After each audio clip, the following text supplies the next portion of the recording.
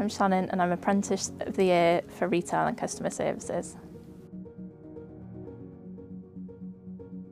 I started this job as sort of a temporary job while I was in between, and I loved it. That was almost 4 years ago now, and I've just had my second promotion, so I wanted to know more about the legal side of things, and I just want to improve my prospects.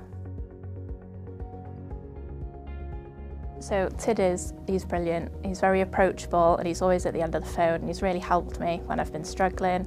He's great. I've just completed my level 2, so I've just started my level 3 business management now.